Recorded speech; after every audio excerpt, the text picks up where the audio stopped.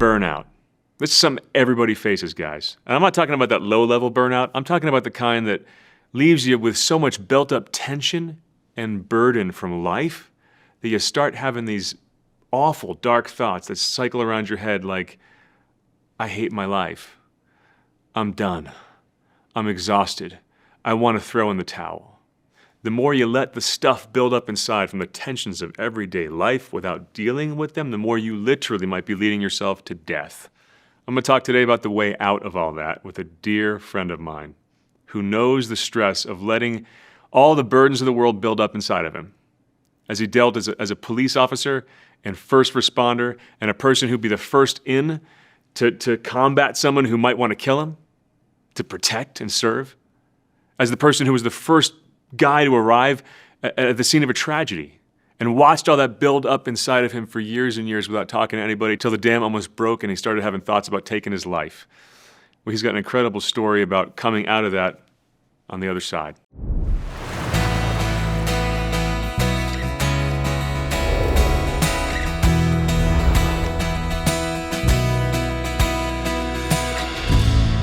Welcome to the Chris Stefanick Show. We are here every week to give you the tools and inspiration you need to live your everyday life with joy, even when life gets crazy. I want to thank our missionaries of joy. You are changing lives with every episode. If you're watching us, I know it's because you want inspiration. Now, if you want daily inspiration, click below this video and sign up for the Daily Anchor. We put it in your inbox every day, no strings attached. We just want to bless you. This episode is sponsored in part by EWTN. You can catch this and so much more on EWTN Plus streaming, link below in the show notes. I love you so much, man. I'm just so stoked that you're here. Thanks for coming. Oh, I'm so happy to be here. Yeah. Okay, when you think about your career as a cop, how long have you been a cop for? Well, I think this year is, if you go back to reserve time, is year 34. You started when you were what, 12? I was 18. 18? 18. And I'm now 52. Wow. Yeah. Okay, so when you think about on a career, what's one experience of getting a bad guy that when you think of it, you think, oh yeah, you know, like the testosterone and adrenaline just kick right up the second you think of it. I think sometimes, you know, in a law enforcement life, you get a lot of apprehensions. You put a lot of bad guys in jail. You find justice for a lot of people. But the job's 24/7. It doesn't ever stop. And some of my favorite memories are opportunities that happened off shift, where you were just there and something happened in your presence and you had to act. Wow. Then your family watches, right? And sometimes it's scary, sometimes it's worrisome. My mother one evening was watching the 5 o'clock news and saw a flash of me and said to my dad, God rest his soul, Byron, come here, you gotta see the TV. I just saw Jeff. And he must be on the next story. Yeah. And so my parents hustle in and my dad's there watching the TV. And it's a news story about the sheriff's office getting tasers. And in the next 30 seconds, my parents watched me get lit up and scream at the top of my lungs. They lit you up with a taser? Yeah. As a test? Yeah, because when you get certified to use the taser, you have to be tasered. Do they still do that today? Yeah. I was going to say, maybe this is one of those like 1980s things before. Yeah, the joke in law enforcement is I carry a gun, but I was never shot. But yeah, no, you get tasered to get certified. So here's my parents, you know, later in life. And, you know, my mom yells, Byron, come here. And they're watching the TV and, you know, they're so proud of me. And next thing you know, they see me standing like this and they've got the electrical prongs in the back and the guy's saying, okay, and 3, 2, 1. And no one had told me when you get tasered, you expel all the air from your lungs so you don't scream. No one had told me that. That's awful. So I took a nice deep breath, said I think I said a Hail Mary to myself, and next thing you know, I just screamed at the top of my lungs, and when the electricity hits you, it locks up all your muscles. So I sat there shaking and screaming at the top of my breath for 3 seconds. It stops, and they drop you on a mat, and you sit there and quiver for a second, catch your breath. My poor parents, my mother's holding their chest, and well, this was like 2 o'clock in the afternoon that this happened, and it runs at the 5 o'clock early news. And my mother's like, oh my word, what are we gonna do? What are we gonna do? He can't be okay. So she goes over and grabs the phone and she pages me. I used to have a pager, right? Well, it's hours later. I'm on patrol. I've brought a person in. And you don't respond? Well, I brought a person in the ER. I brought him in for a psych eval, the psych hold, and I'm standing in the ER. And my pager goes off, and I look, and it's my parents' number, *911, which was a code we had if something breaks and you need me Just put 911 in the call and I'll call you immediately. So my mom's on the other end of the phone. I call. I'm like, hey, Mom, what's going on? Where are you? Are you okay? I said, oh, I'm in the ER. I knew it. They injured you. And I said, no. No, that was hours ago. I'm in here with a patient. So, but when you talk that's not the kind of story I expected to hear. No, that's fodder. But that was the rush. So my dad, growing up, he didn't see a lot of police work. He rode with me in my cruiser a couple of times. He wasn't the police type necessarily, but he loved a good race. We'd go to the racetrack on Saturday nights, and he and I had a place where my brothers and I would sit with him, the same location in the bleachers over the years, and we got there early, and we found our seat, and we were there a short period of time, and then all of a sudden these guys with these leather vests came in, and they're clearly part of a local Northeast motorcycle gang. Did you know that for just $15 a month, you can change lives? Seriously, $15 a month. That's the cost of a couple lattes. But instead of coffee, you're fueling something eternal. Because of our Missionaries of Joy, our monthly supporters, people are coming back to the church. Families are being strengthened. The gospel is reaching millions. Everything we do, the Chris Stefanick Show, life-changing video series like Living Joy, Rise, Fearless, and Renewed, our live events, it all exists because of people like you. For just $15 a month, you can become part of this mission, and as you participate in this work, we're going to equip you, inspire you, and empower you to live the gospel in your daily life and to help others do the same. When you become a monthly donor, a missionary of joy, you're not just donating, you're actually making this mission possible. You're helping us bring hope, truth, and joy to a world that desperately needs it. And that's not all. As a missionary of joy, you get exclusive access to all our video series and empowerment to share them in small groups with friends. You get exclusive early access to new releases. You get Monday motivation texts direct from me. And you get access to our daily anchor, daily inspiration to fuel your faith. For less than 50 cents a day, you could bring the joy of the gospel to the world that desperately needs it. Please sign up at the link below this show description. We literally can't do this work without you. They're clearly part of a local Northeast motorcycle gang. We don't have many, and they're not really violent, but they're an odd lot, and they come in and they sit right around us and envelop us. And we got into the races, and there's a series of heats. They go to feature races. They go to the big race at the end of the night. And during qualifiers, one car knocked another car off the track. And down in front, there's a local Mainer with his significant other. And they get quite upset that their favorite racer got knocked off the track. And they start screaming and yelling at the car every time it comes by. Well, I watch, and they're making a scene. And there's a young deputy walking up through. And he's got his big round brown Stetson, probably my age, right? When I started, 18, 19 years old. On a summer beat, just covering security at a local racetrack. And he comes up and he tells this guy, you need to calm down. And he's pointing his flashlight at him. And the guy quieted down for a minute, but he started doing it again. So he went back, and again, he pointed his flashlight at him. And the next thing you know, he takes that flashlight and rips it away. And the deputy jumps on him, and the two of them go down into the bleachers. And there's fists flying, and this deputy's getting the worst of it. Oh my gosh. And here I'm sitting with my dad. He's like, what are you going to do? I'm like, what are you going to do? And the motorcycle gangs get all flustered. They're like chanting and whatnot. And I push right down through them because I got to go to work. And I jump on top the two of them. And I'm trying to peel this guy off the deputy who's on the bottom getting choked out. And his Stetson's off and in the dirt. Wow. Flag man comes down to the flag stand, jumps on me, and he starts punching me as I'm yanking on the guy. And the deputy's on the bottom. And so before long, I grab the deputy's collar mic. And I just yell 1074, we need units. And which is a call for help in Maine. Yeah. And next thing you know, here comes the cavalry, right? Well, in the end, the flag man turns around, and I look at him, I said, I'm a cop, stop punching me. He turns around and runs up in the stands. Cops show up, they arrest the guy. Guy gets his Stetson back on, gets his flashlight back, tucks his shirt back in, and goes back on his beat. And I go up through this pack of motorcycle guys, and they give me a standing ovation. And my dad's at the top, smiling ear to ear, clapping as well. And I sat down, and one of them turned to me and said, that was a good fight. It would have been better if there was blood. Yeah, the good old days. So sometimes it's that opportunity to show your family the reality of the work you do. Yeah. So it's fun. Wow. Why did you want to be a cop? And then, by the way, no matter how old you get, it's always great when dad sees a glory moment.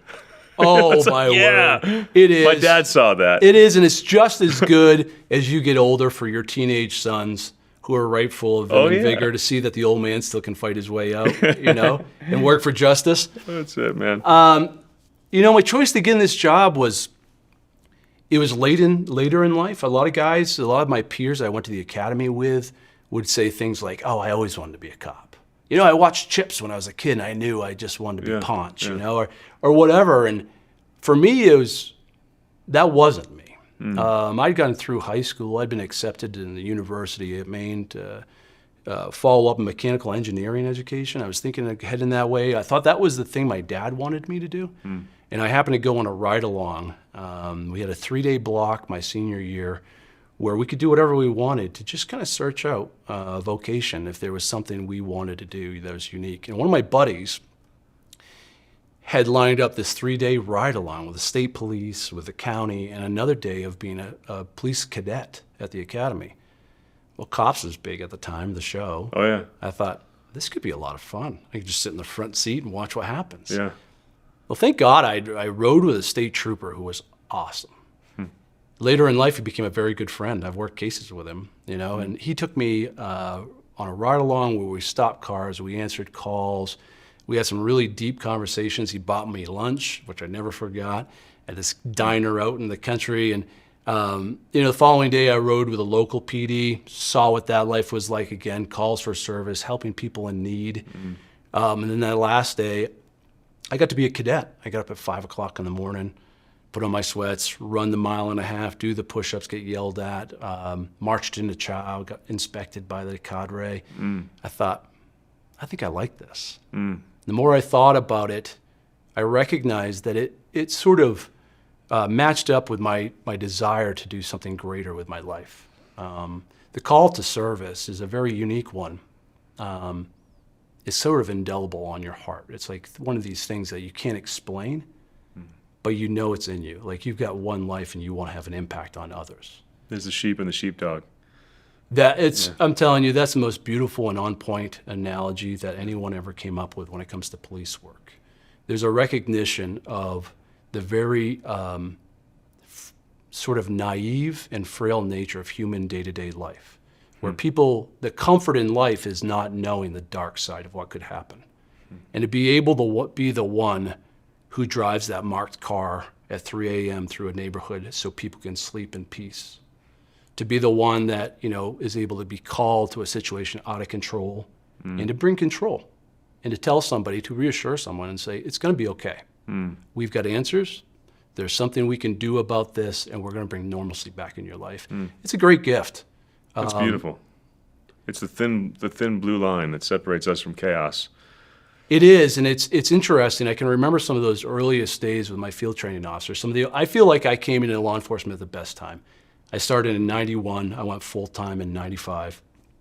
But I was broken in by cops from the 70s and 80s. And a lot of those guys had seen a different time. They'd seen harder work. They'd seen a lack of respect. But they'd also done it with less technology and less support. And so some of those guys are really good to learn from. But in my era and in my tenure, I've watched technology take over. And we've become better and more efficient. We've become better trained. We've watched better services, be available to our taxpayers and to the police officer. It's been a great time to be in this job. And you switch your training from, when push comes to shove, being able to punch someone in the face like that guy and the experience you had to grappling and things that are more next level. But you've had this perception of being a cop, and you still do. It's beautiful that you're called to protect and serve. No, but that never turns off. That's got to get exhausting. Because like you say, you're always on duty. When you were in the stands with your dad, you were on duty. Yeah. You're at the airport today. You're probably looking around, surveying who's around you. Most of us aren't aware of the reality that there are people who are, I hate saying bad people, because everyone's redeemable, but there are people who are nefarious. And who will hurt you if there's not guys who will stand in the way. Yeah. That's it. You see that all the time. I do, and it does change a man. Yeah. Yeah, or a woman. It changes you doing this job. You have seen the dark underbelly. You know the potential of situations, and it makes you hyper-vigilant. You may not want to be. Much of it's subconscious, but you're right. I'm flying through terminals yesterday packed full of people. I don't go to mass without sizing up everybody there. The pew structure, I establish the exits, start thinking about, well, if we had a shooter here or we had a mass casualty situation or maybe even a medical situation, how would we get out of here? How would I get my family to safety? How would I deal with it? How would I get the priest off the altar? How would I become the one? How would I draw the attention of the aggressor so he can escape? You don't stop doing that. You go in the grocery store and you're sizing up the people that are passing. The door opens and closes in a gathering or a meeting and you give them a look because you may have to go to work. And it's an honor. Let me be very clear. To be that person is an honor. But it is a heavy cross to carry day after day because you watch things like your kids going off to school. And you watch your children go off to college and you have to drive away. Your kids get a driver's license and you've been to endless fatal accidents and mass casualty situations in vehicles. And you pray because you know what can happen. So it's not easy. But again, to be able to be that person is so unique. And it's such an honor to be able to give back to society in that way. I want to dive more into the experience of brokenness and how sometimes people just burn out from that, not just because it'll help people in law enforcement, but people who are just, frankly, parents who are burning out and facing depression, not knowing how to talk about it. But first, there's a great beauty to what you're describing and that vocation to serve, right? We've all seen news stories where a guy's clearly burnt out, is a triggered human being, he's raw, he's angry, and he's smeared the entire reputation of what it means to be a cop, right? Yeah. But you experience this probably throughout your entire career, that you have this ideal and this idealism about what you're called to do, and then you're in a grocery store and a little kid touches something and the mom sees you and says, "Oh, don't do that, or he's going to get you." Oh my word! Right? Were you surprised by the stigma that you had as a cop, like from day one? Yeah, it's very interesting. And it's changed a bit. Yeah. And it's a consumer by consumer sort of thing, but it's very common that if I had $1 for every time I heard a mom say that. Yeah. You're like, thanks a lot. Yeah, I'll just let him take care of this. Yeah. When I first started on the job, there was this old terminology called, whoever's finest. We're in Denver. So a cruiser would go by and be like, "Oh, there goes Denver's finest." So in a community, you were recognized as the best that town had to give. There was an honor to do that job, right? And so I brought this up before, but I came on the job like July 1st, right after I graduated in high school. And on the 4th of July, I got to march in the parade with a flag. And I remember walking down the road, marching with 3 other guys, presenting the colors, and looking over, and there's my lunch lady from high school. And she's got tears running down her face because she's so proud of me for doing the job I'm doing. That was one of those sort of core memories, right? Never forgetting it. Like, this is something of honor. To be able to wear this uniform and the badge that has my town's name in it, or my county, or my state, is very unique. But this job always worked for me because I had an empathetic heart. I was one of those kids that always felt compassionate. Like, I felt compassion. I remember going to the Fox and the Hound as a kid and having to leave early because I was breaking down in tears because I felt so bad. It's one of those things, though, that it enabled me to be able to give back to my community and recognize the plight of victims. And I love the opportunity to work for justice. Especially in those circumstances where that person doesn't have a voice. But in those situations, sometimes I think just wearing the uniform, we have this thing we call officer presence. In fact, sometimes officer presence is often referred to as like the first piece on like the use of force continuum we talk about. And the first thing is just showing up in uniform. being 6'4" and wearing the big Smokey the Bear that makes you 6.5 feet tall, and you show up, and all of a sudden, a lot of the tomfoolery is gone. But to be able to be that person, that a mom stops and recognizes your authority and tries to, in some sort of way, use it to her advantage with her child, it's disheartening. Usually I would take my hat off, get down on one knee, and say, has this woman done anything that's upset you? I can deal with her as well if you like. But later in life, I found these situations where being a dad, I'm a dad of 7 kids. I had children earlier than a lot of my peers. I was on an entry team in full kit, going through, kicking a door on a drug warrant, clearing the house room by room, taking suspects down, cuffing them up. And then I'd hear, Wrigley, we got a kid in the back bedroom. Because I was a dad, I had these qualifications no one else had. And the next thing you know, I've got a toddler. I got a ballistic vest. Quite often I had my rosary coming out of one of my utility pockets, and I got some little shaver playing with my rosary, and we're talking, and I'm trying to find him, a drink, a sippy cup, and some graham crackers, while my other guys are looking for crack cocaine. Wow.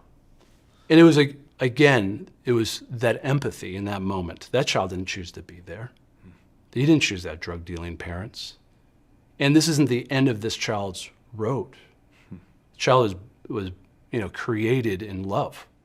So you grew up a faithful Christian and converted to Catholicism. I did. Yeah, buddy.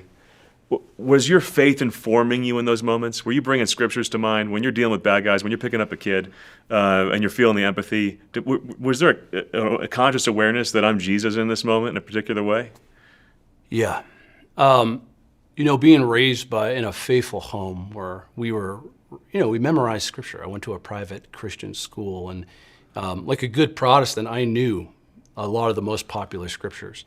Now, there was one that stood out to me, and my mother, I remember her talking to me about it, Matthew 24. The disciples are entering a really high-stress situation. Jesus is telling them the end of time is coming. I'm no longer going to be with you.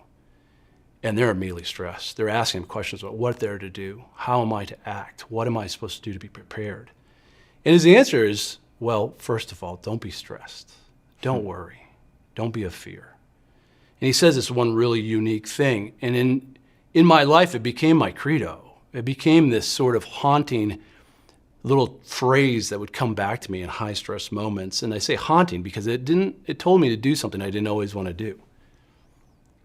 And it was Christ's own words to his disciples. He said, what you have done for the least of these, you've done unto me.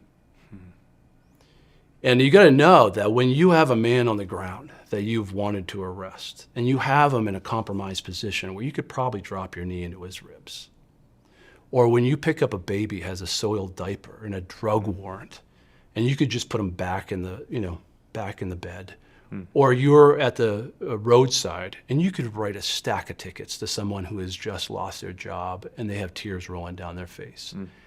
You can justify a lot of things. But in the back of your head, when you hear the words of Christ say, what you have done to the least of these, you've done it to me. That's powerful. It's heavy. I mean, the one solution to every problem in civilization is Jesus. Can you imagine? Right? Love. Like there's no amount of training of like, here's how you're supposed to act that'll make you a compassionate cop who doesn't drop his knee on someone's neck or on someone's ribs. Like the amount of training, it goes out the window if there's not the Lord forming you and speaking to you in the back of your head in those moments. Yeah. It just solves it all. And I got to tell you, I understand the frustration. Yeah. I understand the idea of, in the moment, thinking you are the one that brings justice.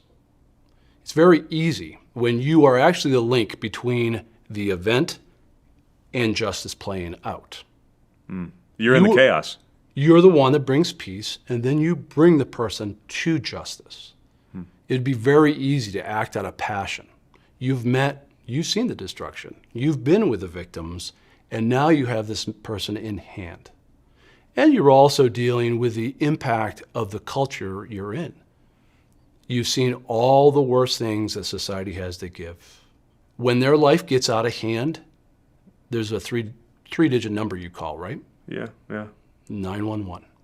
I can no longer control my existence. I need things to calm down and get back under control quickly. You don't know what you're going to. Quite often you go lights and sirens, you're trying to assess what you have by what a dispatcher is telling you through a groveled speaker, and you don't always know what you're showing up to. You may walk away feeling like a hero. You may walk away scarred for life based upon what you had to deal with. And sometimes, to get back to that situation, when you're with the aggressor, it would be very easy to make a bad decision. But that's why we need to be anchored in something like faith and understand that we are just a gear in a great machine that's processing this thing we call justice. You know, back to entering into that chaos, when you get that call and there's domestic violence, where there's someone who's really out of control, who's scary, who's dangerous, who might kill you on the other side of that door. Yeah. And, you know, for all the garbage cops get, even the ones who are broken, they're still the ones who will run to you when no one else does. Yeah. They're gonna show up first. They're gonna race to you where other people are trying to get away from the psychopath inside the house. Yeah. And not only are you the very first one in, you know, when you're an 18, 19, 20-year-old in Maine, in rural Maine as a cop, you're also the only one. Sure. It's not like you have a big force behind you in a town like that. Sure. How are you steeling yourself? How are you readying yourself for that moment? What's going through your heart and mind? Like the first times you were opening that door. Yeah. What's that feeling like? Is it terror? Is it apprehension? Is it like testosterone kicks in and I'm gonna bring command into this place? What is it? It's an interesting circumstance, and it's something that I don't think you ever. Bravery doesn't mean an absence of fear, right? I think bravery without fear is dangerous. I think the fact of the matter is it's something that you start to work on more and more, and you recognize that emotion doesn't help you in circumstances like that. You fall back on things like training, but at the core, it really comes back to your own character. There really is such a thing as shaking in your boots. I have felt my heels hopping up and down on the bottom of my shoes because I recognize the gravity of the circumstance I'm in. There's something to be said about, you know, having the radio silence break in the middle of the night and having the dispatcher say, "Can you please respond to such and such address? You have a subject there who has, you know, a self-inflicted gunshot wound to the head."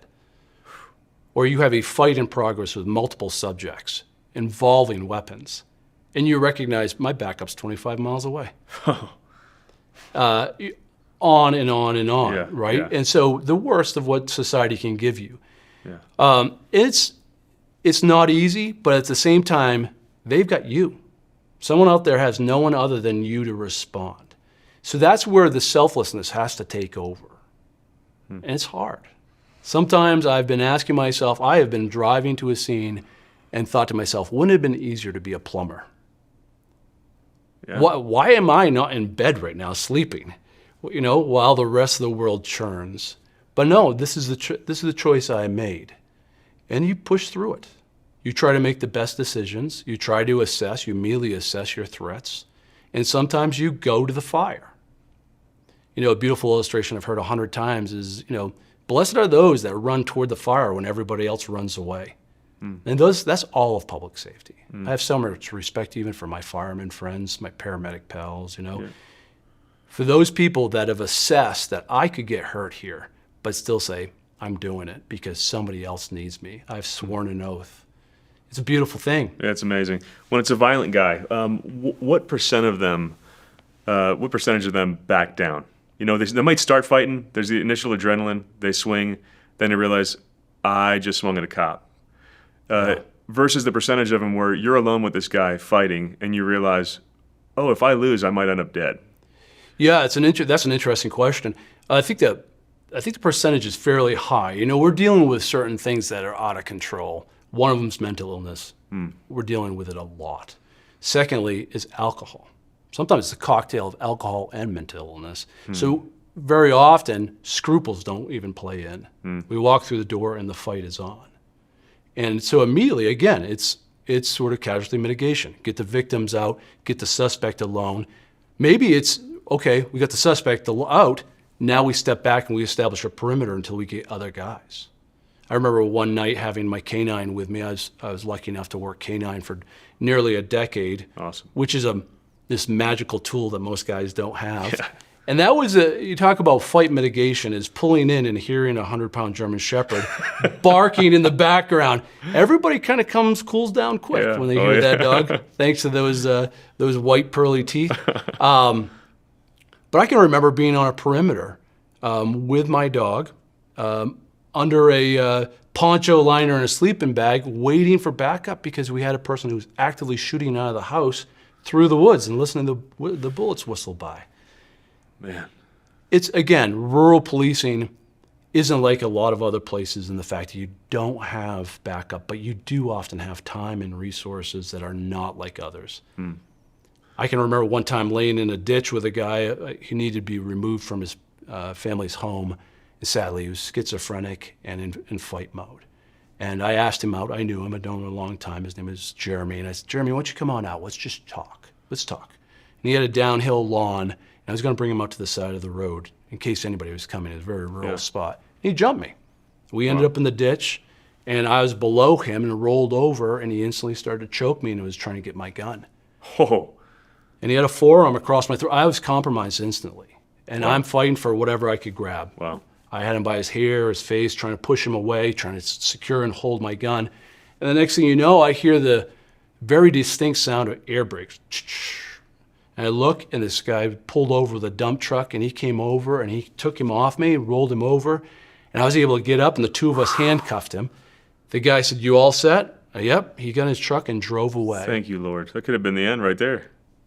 It could have been. I think he may have been an angel driving a Kentworth. I have no idea. Never met him again, never saw him again. God bless the main trucker. Yeah, right. So you have these resources, and a lot of times you have to be able to negotiate with anybody to buy time, if you can. Can I ask you, as a dad who's always, my brain's always going to, you know, I'm not a cop, but I'm sitting in a restaurant and I'm aware of the utensils that I might use as weapons. Absolutely. Right? Yes. And I'm looking at things, and I got an awareness of the room. A lot of guys share that cross, especially the ADD brain is always down a track somewhere. Yeah. What comes in the most handy? Like, what was there a particular like move or technique that you're practicing again and again as a cop? You're like, this is the thing that's going to get me out of a tough situation. Maybe an overly simplistic question, but it is, and I think it starts with your mindset. Yeah. Right? Recognizing that there are threats in society. That is a good and responsible dad. Yeah. Right? I often worry about people that their minds aren't like that because they are the line of victims waiting to happen. It's a lot. It's probably most people. Again, it's the sheepdog and the sheep. Yeah. And it's a beautiful thing. Yeah. It's much of our American life that we live a very safe existence. The threat isn't... We think we do. Right. And the threat, but some people are born in war-torn countries where threat is always at their door. And we have become very fat and lazy and happy. And we really don't really think threat's coming for us. And it's because we have a very civilized environment and a very civilized nation we live in. Even though crime exists, we have a system in place that works very well to abate it and control it. Yeah. Now, back to that. I think... Personally, I think number one comes mindset, and secondly, assessment of your surroundings, recognizing your escape routes, and prioritizing getting your family out. Because you know what your family's going to do. Some of that starts with conversations about, well, if this ever happened, you listen to me, and you make it for the exit, and you run. And then secondly is assessing the threat. Is the threat to other people? What is your own decision? Are you just looking to get yourself and your family out? Understandable. You get out. If you don't have to go to the threat, get out. Yeah. If you feel called to protect others, then you need to go to the threat. And it's probably going to be hands-on, and you need to contain them. And again, the assessment goes on. Do they have a weapon? Is this somebody you can take? So it's thinking. There's a lot of thinking. It's and all awareness. cerebral. Yeah. But the problem is, most people have never even gone there. Yeah. Some of the best trainers I had, we'd ride along on quiet nights, and they'd say, you know, when you're out here in a cruiser, you should be thinking about situations. You'd be thinking about hard situations. Think about calls you had and if something had gone another way. Like, what would you have done if that guy picked up a knife? What would you have done if his two buddies walked in and now the fight is on? What would you have done? All these hypotheticals, right? And part of that is mental preparedness that most people don't even go into that space. Yeah.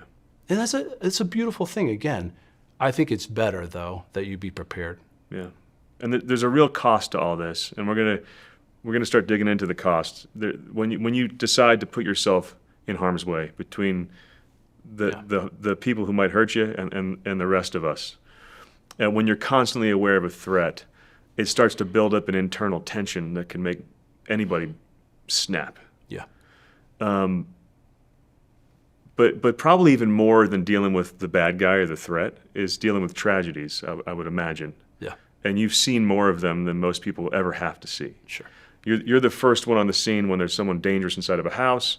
You're also the first person getting a call when you're 18, 19 years old. There was a fatal car accident. Be the first guy there, or maybe someone's about to die. Sure.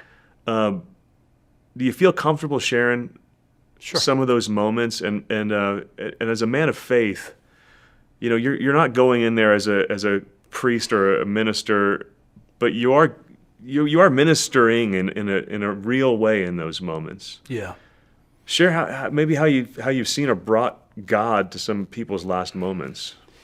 Again, it's a cross we bear, in this Yeah. work, but it's a beautiful one. It's an opportunity. The sheriff I worked for a number of years put me in charge of doing death notifications. Oh, And he used to say, let's have Wrigley do it. He's willing to hug anyone. And so, thanks, Sheriff. I appreciate that. Yeah. The fact of the matter, I used to talk to a lot of guys about death notification, and that is painful and hard. But having the death occur, it is an honor to be that one selected to bring that message to the family. And it's heavy. But at the same time, you're stepping into a core memory for that family that they will never forget. And to be able to handle that with kindness and with reverence and with patience, and to show them love at a time, or to show them, I should say, compassion at a time when they're so broken. There was a time, I think there's been many circumstances, Chris. One that comes to mind off the top of my head, I was on a patrol one Friday evening. It was a summer night. It was beautiful. It was mid-July in Maine. It was like 72 degrees. Windows were open. There's 2 perfect weeks in Maine. I was going to say, it's like one of the 2 weeks of summer. And Yeah. in the beat I was on, we had a section of I-95 that cuts right through the town. And true to life, it's a Friday night. There's a family preparing for a Saturday wedding. And they're at the local Catholic church, and they're going through the pieces and parts, practicing for tomorrow. And everyone's there, the groomsmen and the bride and the bride's family and the groom and his family. And it hits him as he arrives, this groom, a young man in his 20s, I forgot the rings. I want to have the rings here. So he's driving his dad's Mustang that's all shined up for the next day. Probably the only time he gets to drive it. The top's down. And the easiest way to get back to the house to get those rings is to zip across 95. Between the two connectors is only about a mile. And I'm not familiar with the car, probably going a little too fast, passes a car, hits the soft shoulder, and rolls a convertible. Never a good scene. I'm not a far distance from there. The 911 call comes in.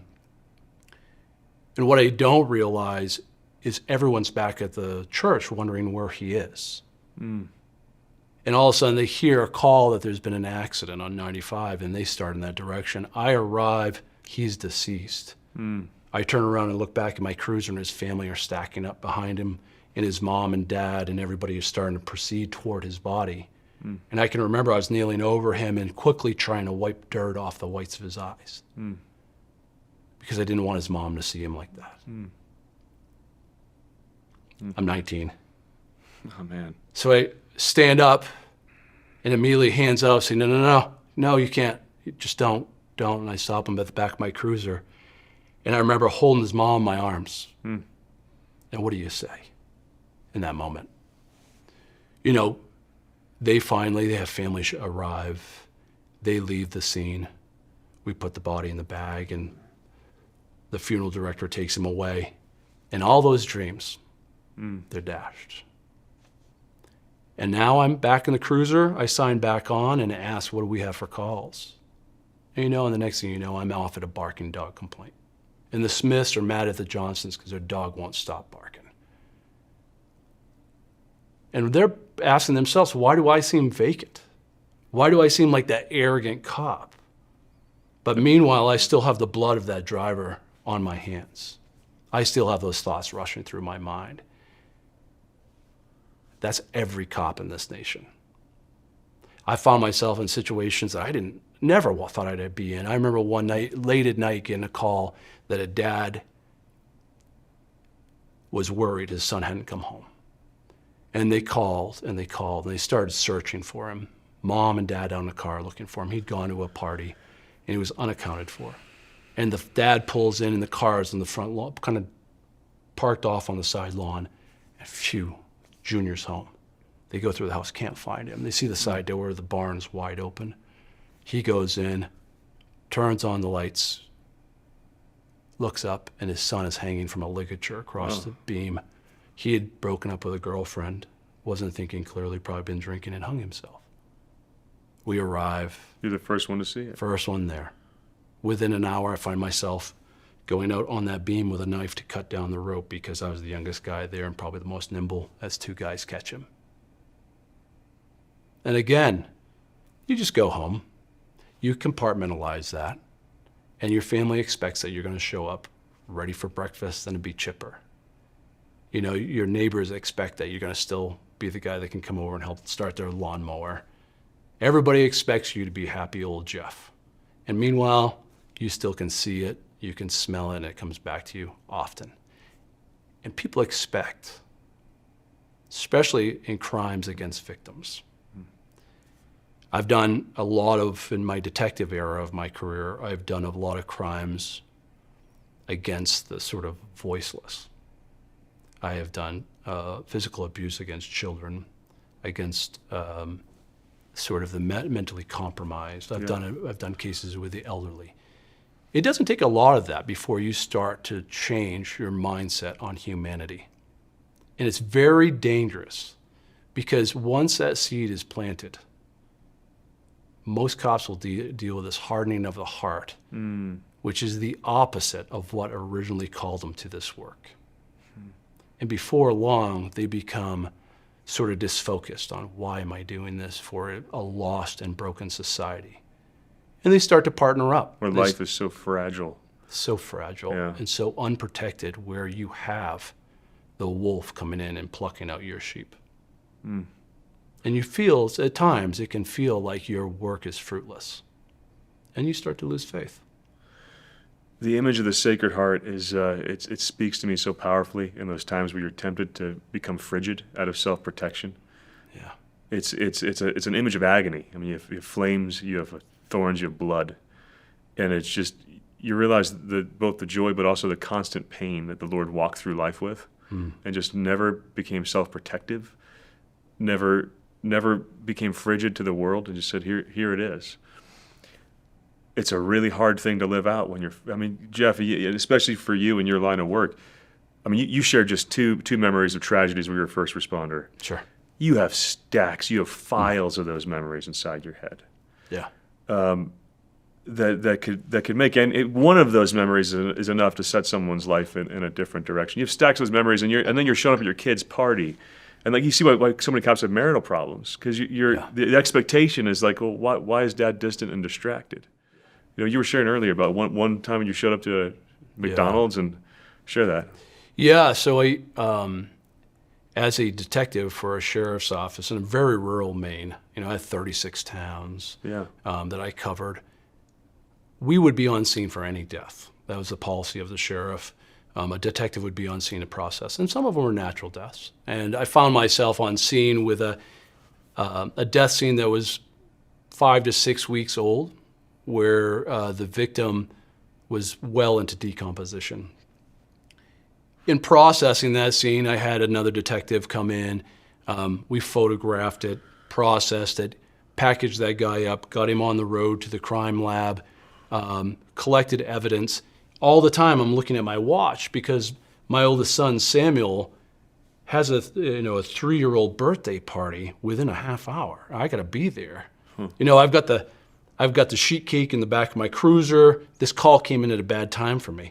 So I'm getting everything done. I passed the scene off to one of the sergeants and said, I've got to boot, in a cop term, I've got to get out of here. I got to get to McDonald's for my son's birthday party. Yeah, you're good. You're good to go. So I zip and I pull into McDonald's and there's all the minivans lined up. There's all the little kids in the booths. They got the paper hats. Everybody's happy. I walk in. I pay for the Happy Meals. I'm doling them out. Chicken nuggets for you, cheeseburgers for you. I get a quarter pounder for myself and sit down with the adults, take the first bite, and I recognize I can smell decomposition all over my hands. You slide the burger away. Everybody still expects that you're going to be the jovial Jeff that they love, right? That you're going to celebrate. You're going to sing happy birthday and help blow out the candles. And meanwhile, there's this churning fire inside of you. And it's hard to quantify because of all these exposures where contentment and peace becomes almost impossible to find. There is a gift in being naive. But once it's lost, it's never regained. So you are thrust into a situation to deal with these nightmares, one way or another, and they will not go away. The work itself, and to survive when you're young, you compartmentalize it. You put it in shoe boxes, and you slide it to the back of your mind. And you put, oh, that's another shoe box. I'm not going to think about that. I'm going to go wash my hands, and we're going to celebrate this birthday. Slide it to the back. The call-outs during family events, you slide those to the back of your mind, but they're not gone. They're coming back for you. Yeah. What was the experience that you had that made you realize that they weren't gone? That all this stuff that was stacking up was infiltrating the present moment? Yeah. I had a good friend of mine who was a psychologist, and he said, you know the problem with you, Jeff? You live your life like you're going to get all green lights. Like, meaning I've got 7 minutes to get there. I'll leave with 6 minutes and 45 seconds, and I'm going to get there, right? My wife's watching. She'd be like, "Yeah, that's you, Chris." Yeah, I was the last one you live like mask. you're going to have all green lights. And what that really means is I'm not dealing with these hardships as they come. Yeah. I don't recognize the chickens are going to come back to roost. And old guys will tell you this. The old cops will be like, take care of yourself. That stuff doesn't go away. I did that. Because in police work, you show up at very hard scenes, and you have to be that one steady stone in the middle of a ripping river, somewhere people can cling to and swim to for stability. If you show up in that uniform and you're crying, or you're pale in the face, or you're pacing, or you're swearing, you're just as bad as the people you're dealing with that circumstance. If you're not dressed right, dressed like we say, you just become part of the distraction. You're not the stability that situation needs. So stuffing it is part of the job description. It is. Being stone-faced and just dealing with it like you've been here 100 times. Now, that doesn't mean you don't get in your car and shed a tear later. That's what society expects of you. Yeah. That's what your tax money pays for. Well, I did that. I planned on all the green lights. I thought my life was going to be smooth. But the problem is with all these things is you have one budget. And all these things, you're cutting checks out of that budget constantly. And you're cutting them from work, and you're not redepositing. And eventually, you get more unexpected bills. And they can look like a divorce. They can look like the death of a father. They can look like a global pandemic with 7 children to raise. And before long, your account goes into the red. And you start questioning your own existence. You start asking yourself scary questions like, have I already lived my best days? Should I even be here any longer? And things like depression and anxiety sneak up from behind you. There's a commercial that runs on TV, it used to be, and its tagline is, "Depression hurts." And I thought to myself, what's that mean? Yeah. I lived out, I recognized, depression hurts. You wake up with chest pain, and you wake up with a tight neck. You find yourself clenching and grinding your teeth. Yeah. You question, why did God create me? So what was that point where you realized all this is going to come rushing forward. Like you can't just stuff it all the time forever. Yeah, there was a watershed moment for me. I thought I was hitting those green lights. I was hitting a few yellows. I knew I was stumbling. I knew I wasn't 100%. I found myself in a Dunkin' Donuts on a Saturday morning because I couldn't sleep. I went there very early, bought a dozen donuts for my kids, and I was going to get a coffee. And when I was standing in line waiting to order, I was kind of observing everybody in the house, looking at the donuts. I knew I wasn't well. And I moved up, and the lady, sweet lady that took my order, I told her what I wanted, and I slid her a $20 bill. And when she slid it back to me, I looked at her hand, and she had this very specific red fingernail polish on each of her fingers. It was like Coca-Cola red. And she slid my change back. And I immediately felt my tears start to well up. It started to choke up. I got to a point where it felt hard to breathe. It was anxiety, stress in my chest. And I had data coming in, but I couldn't process what I was looking at and why this was the response to simply someone sliding change to me in red nail polish. I had tears running down my face. I grabbed the donuts, put the change in my pocket, grabbed my coffee, and got out of there. Put it in, on my passenger seat and sat there and bawled. I just cried like a child. And I allowed my mind to process. And like, where have I seen those red nails? Where have I seen those red nails? And it was somewhere around probably 2001, 2002, Easter morning, phone rang beside my bed. And this all rushed right back to my mind. I'd seen those nails. It was Easter morning. I got a call that a vehicle had overturned and they believed a passenger had been ejected and landed in a local river. And they needed divers. I was a diver on our rescue dive team. I had been for years. Had done a lot of evidence recovery, a lot of dead body recoveries. So I raced there. It was about a half-hour run, lights and siren, because nothing's close when you're in rural Maine. I pulled up, there's fire trucks on either side of a river bridge. Jumped out, popped my trunk, started pulling out my tank, my BC, my second stage, my lead belt, all the stuff I need, my fins. And I have the on-site command explaining to me the circumstance. We have an overturned vehicle. We have the driver, 22-year-old passenger, unaccounted for. We've already combed the field. We've looked up and down the sides of the road. We don't have her. You need to know her passenger side windows open or gone. We believe she may have been ejected into the river. All right.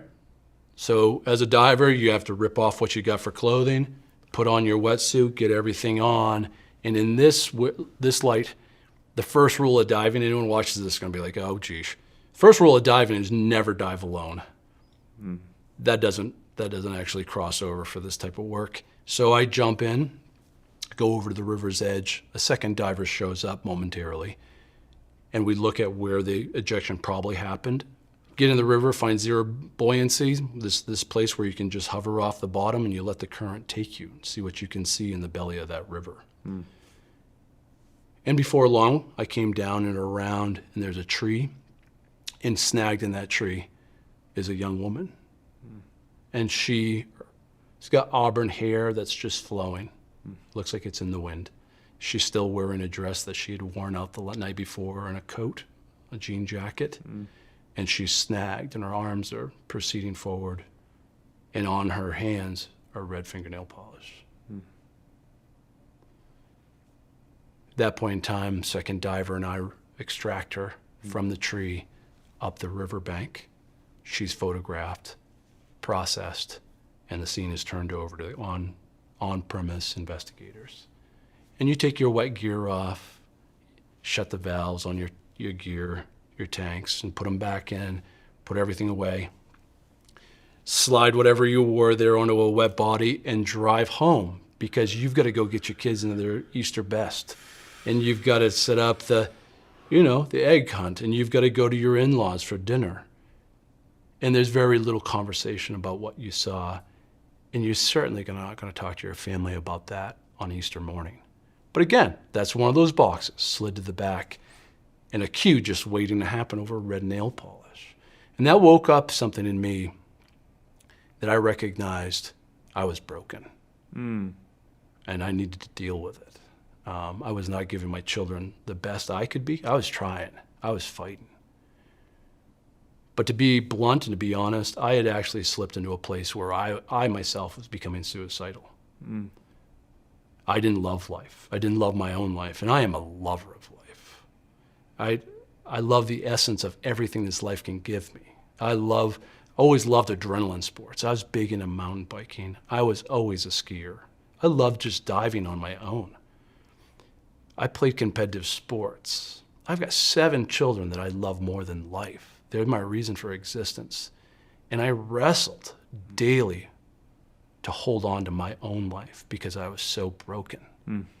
I found myself slipping into this mantra that was so bad for me, where I'd say over and over again, I hate my life. I just hate my life. And I had a conversation with you about that. I remember asking you if that was sinful. And I don't remember this, man. It was a decade ago, and we went into it a bit. But I ended up speaking with my parish priest. And one of the things he said to me is like, could you replace that with a simple prayer? Yeah. And at the time I'd been praying, but my prayers were hollow. My prayers were like fights. I'd say to God, like, I am supposed to be your precious creation. Why would you let me go through this? And I was going through a lot, both professionally and personally. And my parish priest said, what if you just said, Jesus and Mary, you know my heart. Jesus and Mary, you know my heart. Meaning my flesh is falling short, but you know my heart. What a great starting point. He wasn't even saying go so far as to say thank you for my life's great. Just go from the total darkness to, okay, I'm going to sit here with you, Lord. It was an opportunity to not put on the airs of perfection. That I had it, I'm your responder. I'm the first responder. I come in and stop chaos for you. I was so broken, I needed someone to come in and stop it for me. And that started something. And I started to say that to myself on the regular, and I still do. Because when I stumble, and my flesh intends well, but I still stumble, I know my heart's intent. And to understand my Creator knows it as well. There's something beautiful in that. Something that sets you apart from a lot of other people is that you were conscious of that false identity, of that false perfectionism, that idealism of here's the image of a perfect cop. Yeah. And conscious that giving into that is going to lead to your demise. Yeah. You got to break through to the other side. Yeah. Countless people literally die because they don't break through that. I was reading this from the NIH website that almost 20% of cops in urban settings, quote, report experiencing adverse consequences of alcohol use. So they got a problem. So that's a high percentage of people. That's like astronomically higher than the regular population. Almost 10%, quote, met the criteria for alcohol abuse or dependence. 1 out of 10. Yeah. There's probably not been studies done for priests, but it's pretty dang high with priests too. Yeah. Because they're good dudes. They know who they have to be in front of everybody. They're internalizing all this stress, all this trauma that the rest of humanity doesn't have to see because of you guys, frankly. Right. So thank you for that, right? But just piling it up. But this isn't just cops. I mean, this speaks to everybody. Yeah. It speaks to the mom who's pregnant with her 5th kid and overwhelmed with the first 4, and has all these beautiful ideals. They're good ideals. All the ideals you said about being a cop are good, about being a Catholic mom, but wants to call somebody and say, yes, this is a blessing, but I feel like I'm drowning and someone just threw me a boulder to help me with my drowning. You know, I feel like I'm losing my mind when people don't talk because of the self that they're putting forward to the world. Yeah. I mean, that leads to the isolation where the devil could just start destroying us. Right. I did a show with one of my best friend at the time killed himself. He died by suicide years ago. He was the director of family life for the Diocese of La Crosse, Wisconsin. Yeah. You know, it wasn't a cop, but gosh, you're in ministry. You have a self that you're putting forward. Right. And when you feel like I'm demolished, that false self is going to just keep your mouth shut. The evil one could just put you in a corner and just beat you to death. Yeah. How do you break through? How did you get over that? And I'm asking on behalf of not just the law enforcement person, the person who's suicidal, who got out of the military, but the mom who's losing it, Yeah. the priest, whoever it is, and feels like I can't do that because I'm this perfect person. Yeah. How do you get over it? Well, for starters, I would want to say, of course, my perspective is going to be law enforcement. Yeah, but it's going to apply to everybody, man. It But really I'm does. dad first, Yeah. right? So those parents out there that are doing the good work of being a parent, first I would say, thank you. Thank you for stepping up in those early days and knowing there's going to be a cost, but recognizing it was worth it. I often, when I see somebody else, retiring out, I'll put in a card. Thank you for your sacrifice. Not thank you for your time, not thank you for your service. Thank you for your sacrifice because it's personal and this costs you. Now, I talked about a budget before, right? It costs you a big check out of your budget. Yeah. And I think sadly in society, and thanks to things like social media where we can look in on people's lives so much easier, we have to have it all together.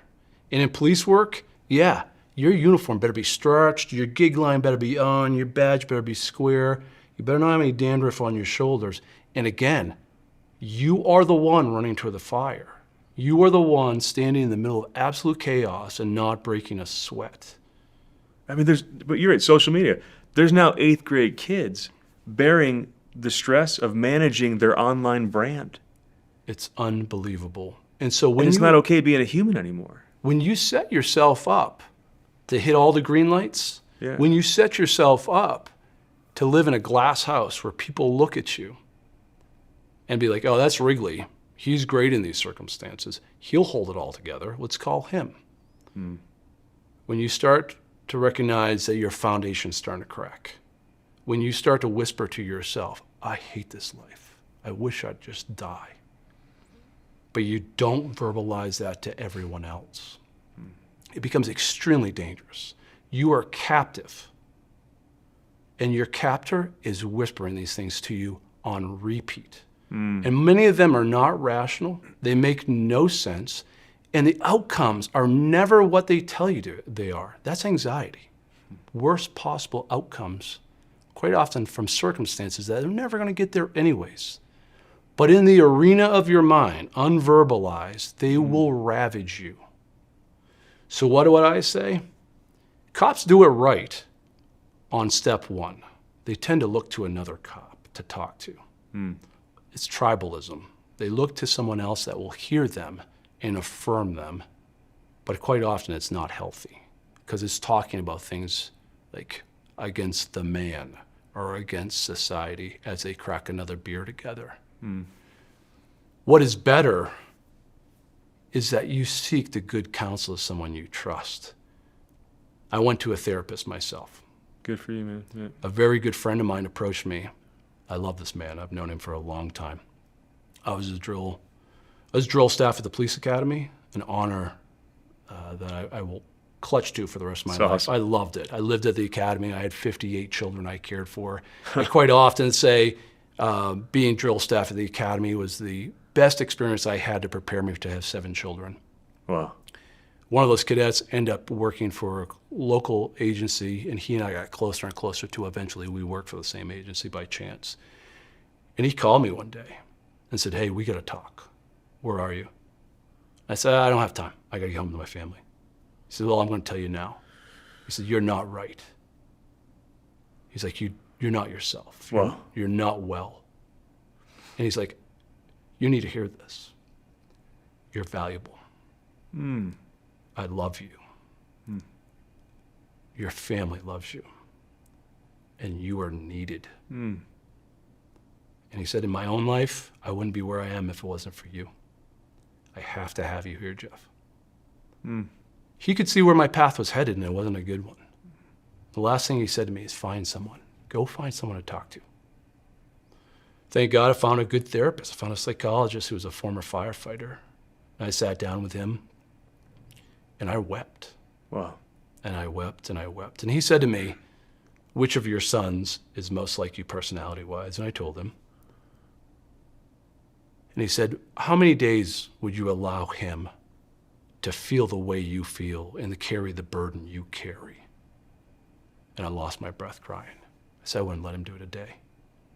Wow. So then why are you not seeking help? We went through a number of things that were triggering me, a number of things that were whispering to me on the regular. And as I left, he said, I'm going to see you in 2 days. What is it you need to get through these 2 days? I said, I need the antidote for anxiety. Wow. He said, well, the whole world does. He said, but as well as I know, this is what I would say. Those things that are going on in your head, take them out. Verbalize them to somebody. As soon as they start to talking to you, call your sister. Call that person you trust and say, I can't stop thinking about this. Worst possible outcome.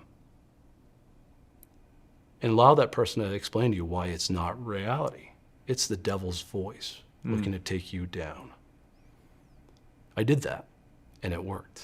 And it continued to work. The next thing I would say is return to day one.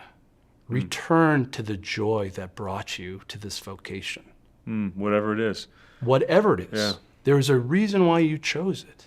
For me, I've shown you a photo of my graduation day with my mom staring up at me. Beautiful. My mom's 5'6", I'm 6'4", and she's looking at me with this joy.